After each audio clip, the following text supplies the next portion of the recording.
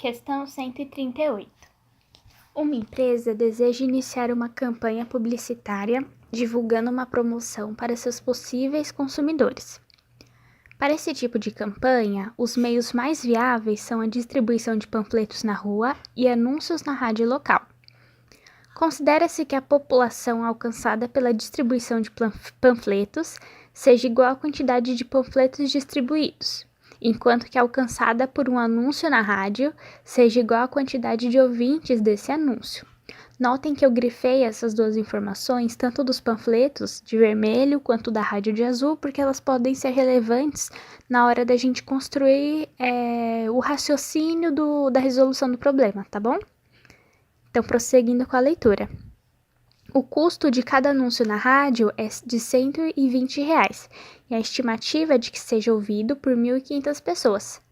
Já a produção e a distribuição dos panfletos custam R$ 180 cada 1.000 unidades. Considerando que cada pessoa será alcançada por um único desses meios de divulgação, a empresa pretende investir em ambas as mídias. Considere X e Y, os valores, em real, gastos em anúncios na rádio e com panfletos, respectivamente. O número de pessoas alcançadas pela campanha será dado pela expressão. Nesse próximo slide, eu trouxe as informações mais relevantes para a gente conseguir resolver, que é o custo do anúncio na rádio e o custo da produção e distribuição de panfletos. Aqui na rádio, vamos ver aqui de azul, o que o problema nos diz? Que R$ 120, o investimento de R$ 120 alcança 1.500 pessoas, certo? E nos panfletos, o investimento de R$ 180 produz 1.000 panfletos, que como o próprio problema nos diz, cada panfleto vai alcançar uma pessoa, certo? Bom, com a reunião das informações, a gente já pode começar a construir a proporção. Vamos começar pela rádio. Acompanha aqui comigo essa proporção. 1.500 pessoas está para R$ 120, certo? É isso que o problema nos diz, que o investimento de R$ 120 alcança 1.500 pessoas. Vou simplificar essa fração, tá? Então, vou cortar o zero aqui em cima, também corto o zero do 120, e eu tenho o número 150 por 12. Ambos podem ser simplificados por 2, mas ao analisar as alternativas da questão, eu vi que que eles foram simplificados por 3, então eu já vou direto simplificar por 3, tá? Então, 150 por 3 é 50 e 12 dividido por 3 é 4. Então, a fração que eu tenho é 50 por 4, que dividindo 50 por 4 dá 12,5. E o que esse 12,5 significa? Ele significa que a cada R$1 investido no anúncio na rádio, alcança-se 12,5 pessoas. Logo, para a gente saber quantas pessoas são alcançadas com o valor de X, que é o que o problema propõe, é só a gente multiplicar esse 12,5, que é a expressão 50 sobre 4, por X, certo? Deu para entender? Então, qual que é a expressão correspondente ao número de pessoas alcançadas pelo anúncio na rádio? Supondo, então, que a empresa vai investir X, tal como o problema propõe, lembram lá no enunciado?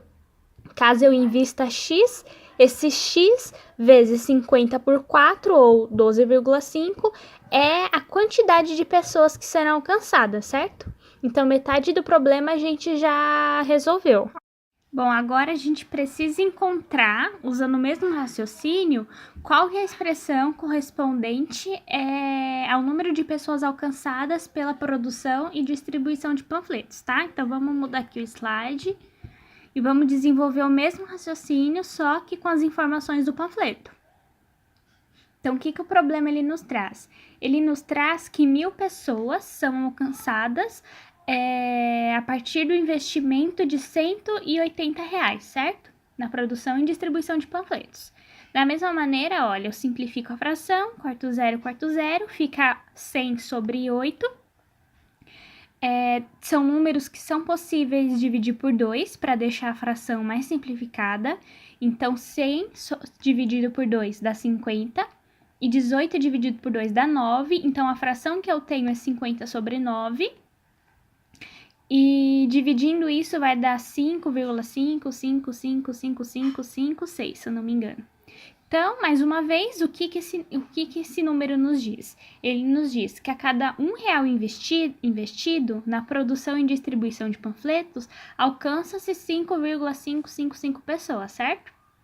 Então, logo, para a gente saber quantas pessoas foram alcançadas com Y valor, que é o valor investido na produção e distribuição de panfletos, para a gente saber quantas pessoas, então, é só multiplicar esse Y por 50 sobre 9, certo?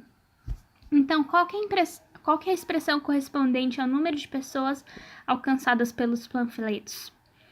Uma coisa que eu não falei no slide anterior é como se faz essa expressão. Como é que se faz, gente? Debaixo do Y tem um 1, certo? Então, é Y sobre 1. Então, no caso, você multiplica o 50 vezes Y, 50Y, e 9 vezes o 1, que está debaixo do Y, que eu esqueci de colocar. Passei mais rápido, como se fosse uma coisa assim, elementar, mas se caso alguém tiver alguma dúvida, pode deixar nos comentários.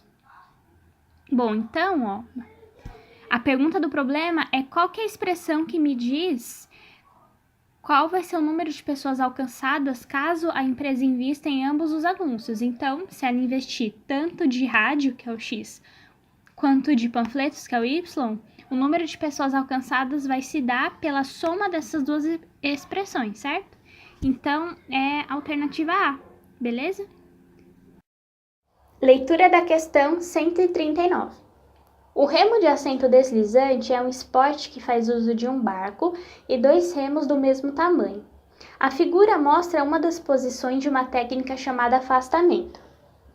Nesta posição, os 2 remos se encontram no ponto A e suas outras extremidades estão indicadas pelos pontos B e C. Esses 3 pontos formam um triângulo ABC, cujo ângulo BAC tem medida de 170 graus. O tipo de triângulo com vértices nos pontos A, B e C, no momento que o remador está nesta posição, é... Ok, aqui nesse slide a gente pode ver como é que fica esse triângulo a partir daquela figura. Então, a gente tem os pontos ABC, sendo que AB e AC são os remos, certo? Então, no ponto A estaria a pessoa, o ponto AB e AC é cada remo e a distância entre B e C é a distância entre as extremidades de cada remo, certo? Então, aí a gente tem esse triângulo. As informações que o problema traz é que os remos são de igual tamanho. Então, eu posso dizer que AB é igual a AC. Então, a medida que eu tiver no ponto AB será a mesma medida que eu vou ter no ponto AC, certo? E o ângulo do ponto A é 170 graus. Então, olha só como é que fica esse triângulo. Eu coloquei esses risquinhos no AB e no AC para justamente indicar que eles são de igual tamanho. E aqui eu coloquei que o ângulo do ponto A é de 170 graus, ok? Então, essas são as informações que o problema traz. Vamos analisar esse triângulo para a gente conseguir achar a resposta. Bom, então a partir desse novo triângulo, a gente pode dizer que esse triângulo tem 2 lados iguais, que a B é igual a AC. E também a gente pode dizer que este triângulo tem um ângulo que é maior que 90 graus, que no caso é no ponto A, que é de 170, ok? Cada uma dessas informações, elas têm um nome, tá? Dentro da classificação de triângulos que a gente vai ver mais tarde. Quais são esses nomes? Então, quando um triângulo tem 2 lados iguais, ele é um triângulo isósceles. E quando um triângulo tem um ângulo maior que 90 graus, ele é um triângulo obtusângulo, certo? Então, este triângulo que se forma naquela figura, ele é isósceles e ele é obtusângulo, certo? Analisando as alternativas, então, qual delas me diz essas duas coisas? Alternativa E, que é um triângulo obtusângulo e isósceles, certo? Bem tranquila essa questão, né? Já que estamos aqui resolvendo essa questão, que não foi difícil, tá? Só precisa saber como é que os triângulos se classificam. Então, vamos fazer uma revisão. Acho bem importante vocês terem essa classificação bem fresquinha na cabeça, tá? Então, anotem aí no caderno. Bom, quando a gente pensa em classificação de triângulos, a gente usa duas categorias, quanto à medida dos seus lados e quanto à medida dos seus ângulos. Vamos começar com a medida dos lados, olha. Então, o triângulo ele é dito como equilátero quando possui os três lados com medidas iguais. Então, olha só, esse exemplinho, ó. Nesse exemplo, AB é igual a BC, que é igual a AC. Então, se um lado é 6, o outro também é 6 e o outro também é 6, tá? Tudo igualzinho. Aqui o triângulo é chamado de escaleno quando possui os três lados com medidas diferentes. Então, ó, AB, nesse exemplo, é diferente de BC, que é diferente de CA.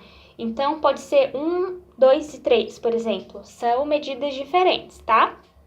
Bem tranquilo, só vai decorando esses nomes. E o triângulo ele também pode se classificar quanto à medida dos seus ângulos. Então, ó, o triângulo ele é chamado de acutângulo quando possui todos os ângulos com medidas menores que 90 graus. Então, observem aí esse exemplo. Um lado tem 50 graus, o outro tem 55, outro tem 75. Então, todos os ângulos têm medidas inferiores a 90 graus.